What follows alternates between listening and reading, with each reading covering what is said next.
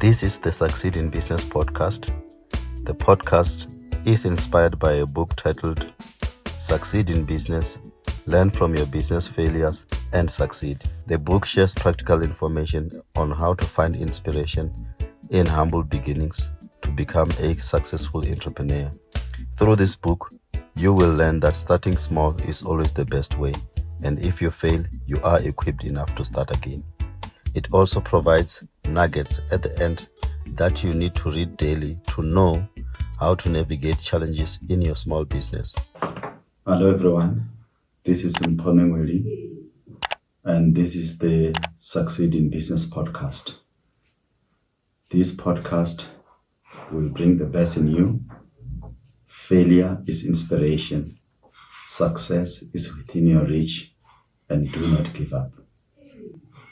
In today's episode, I'm going to discuss about starting a business with a good name and building a lasting brand.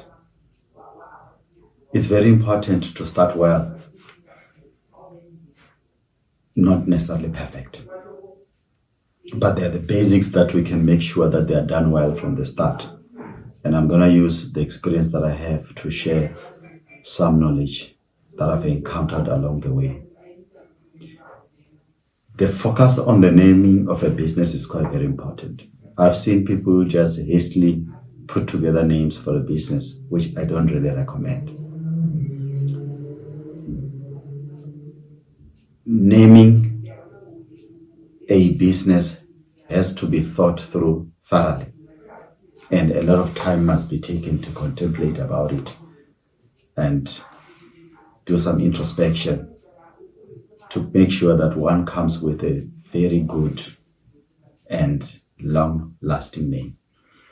In my view, naming a business must be taken as serious as naming a child, because really, a business is just some form of a child. The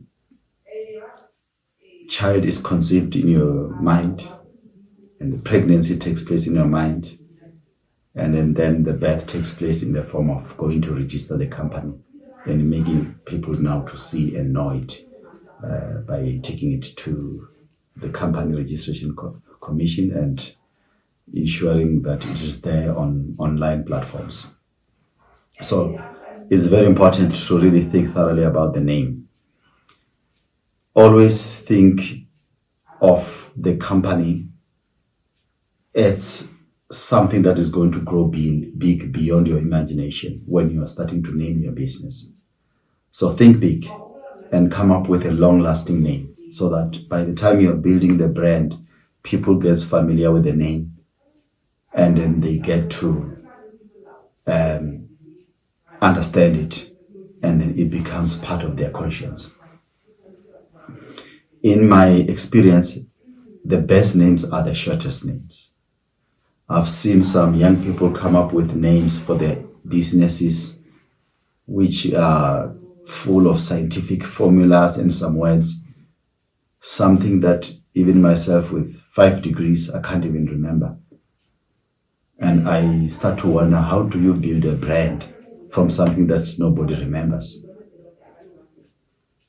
When you are naming the business, always have the thinking that you want this to become a brand. Brand consciousness. It must be a name that people can remember. It must resonate with people, not necessarily yourself. Can sound very nice to yourself, but remember the business is for the people, for the customers. So have that in mind whenever you are starting to name your business. So the short names are the best in my view. Probably at most 7 to 8 letters in the name, I think is the very best. That makes the name catchy and memorable. And by memorable, I mean a name that a 2-year-old child who is started to talk can be able to remember. Then that's another test to know this name is quite very good. A 2, 3-year, 4-year child, when you give the name, this is the name of the brand, the child remembers, you must know you've got a beautiful brand. The name must also be meaningful, meaning that it is good, maybe that it connects to your language. You should be able to explain and say what is the meaning of this particular name? Because sometimes clients will ask you, what is the meaning of this name? So if you just look confused and you don't know what is it, that's not very good. It seems like you are not serious. You don't take things that you do seriously. And nobody needs to take you serious if you don't take yourself serious. So naming a business really is the most important thing to do at the beginning. And it's the start or the laying of a foundation of a brand. The brand lies in the name. Continuing on the issue of the name, I think the name has to be inspirational. It must be something that uplifts you when the going gets tough in terms of trading in your business. It must be something that makes you to wake up when you feel like you can't. It must be something that takes away that spirit of giving up. That's the significance of a name. That's why I'm saying take time to name your business. Talk to other people, check their opinions in terms of what are the beautiful names that resonate. And name, it's something that is so important. You get attached to it. That's why we are named once and we never changed our names for the rest of our lives. It becomes part of your brand, and the behavior that you build around it gets identified with the name. So the name must stir your spirit, create the sense of hard work and a sense of not giving up. That is the importance of a good name. So don't take the issue of naming your business so lightly that you're just going to start. If you are in the journey of business for the long term and building something that can last beyond your death and go into another generation, think about the name. The simplicity of the name is very important. Things that are complicated, nobody remembers, no matter how nice they look, but they don't resonate. And you struggle to build a brand around a name that is just full of weird letters and scientific symbols. It's not going to work. Let it be nice, catchy, memorable, stirring, of the spirit, something you can associate with, bringing a sense of pride. That is the power of the name. There can also be a difficulty when you're coming up with a name of, this difficulty. Sometimes I find that if you go to for example, the CIPC in South Africa, where they register companies.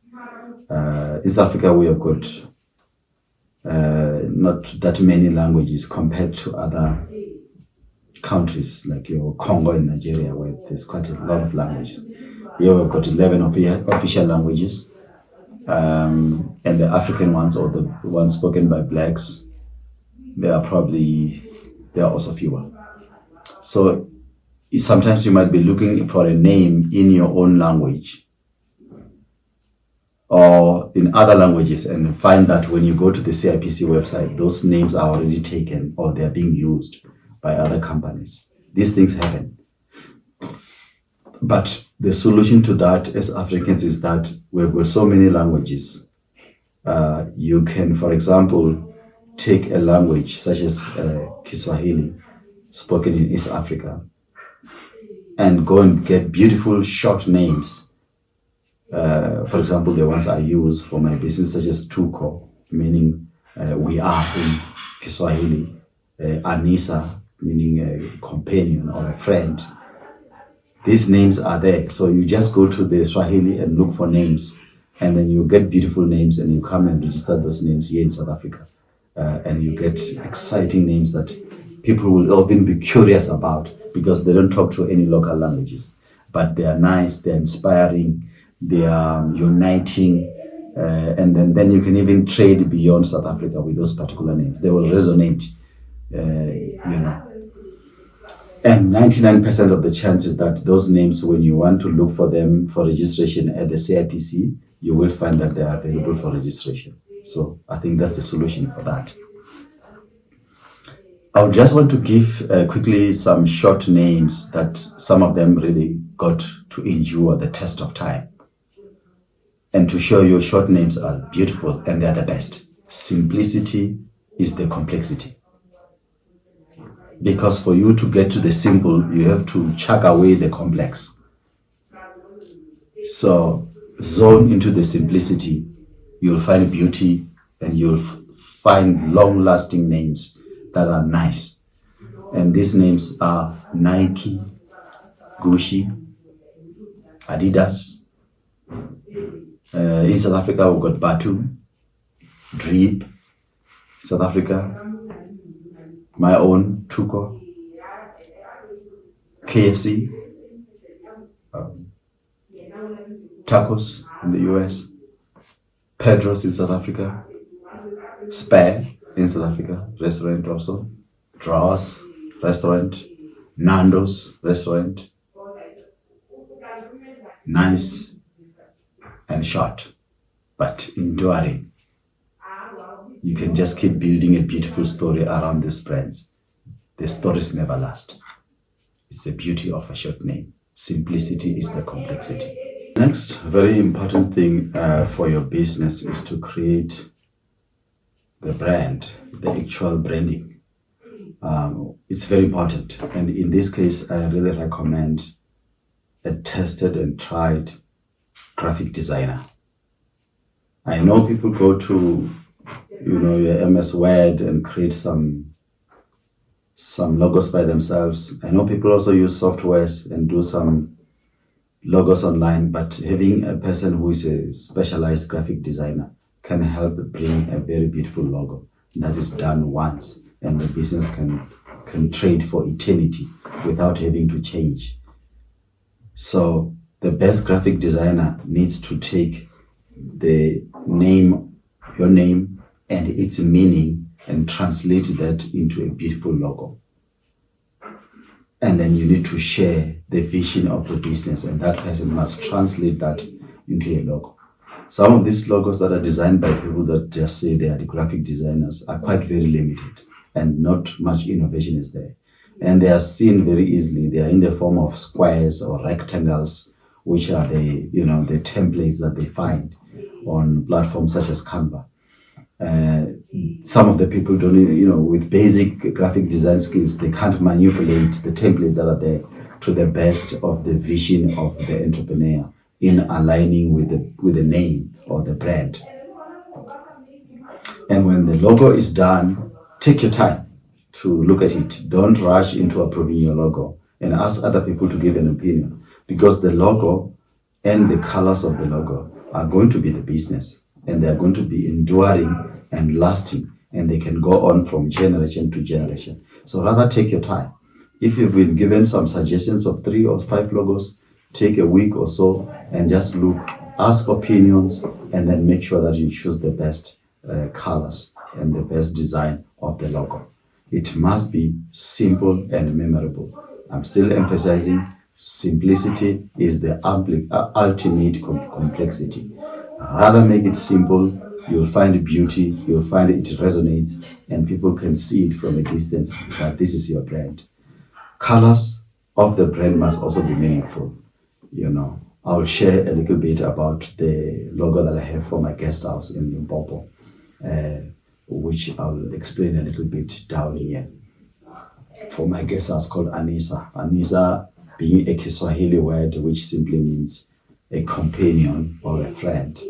So the name itself is about developing a relationship with our customers, because we're in the tourism space.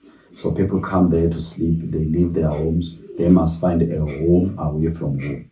So for us, they are relatives, they are our companions. So we give them the best treatment.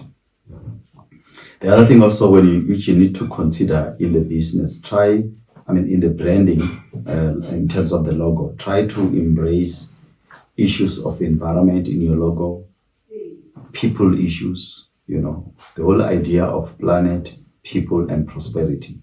Don't just do a logo that doesn't talk to the environment. What is your business going to do in relation to the environment? It would be good just to connect these things and bring a beautiful logo. And the logo that I have for my guest house, which is www.anisaguesthouse.co.za, resembles that connection between people, environment, and the economy. And the colors I use in the logo for my guest house is the black, gray, which is basically the clay soil from where I come from. The red, which is basically about the blood. We are all connected by blood. Besides our color, creed, we are all connected by blood.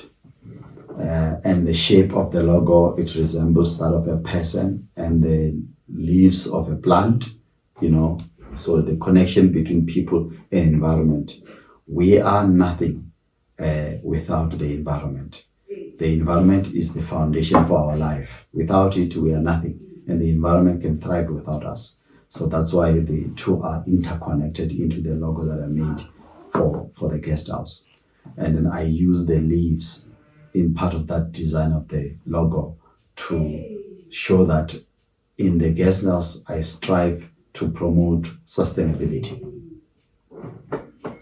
So the shape of a person is basically the whole issue. The business is about people. It's about tourism. It's about bringing a home away from home. It's very important to embrace all these elements to the point that when a person can see the logo, it must excite them. And as clients, they must see themselves in the logo. They must see their thinking or their philosophy or their ways of life embraced by your logo. It simply means you are connected to the spirit or the heartbeat of your clients. And then that way you've got a business that resonates, and that is good. That's got a receipt for success. Then the other thing also is the issue of the website, which then connects also to your logo.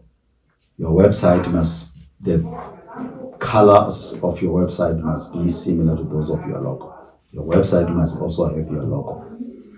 And it's a very important part of your image. If you're a startup, I'm targeting people who are startups in business.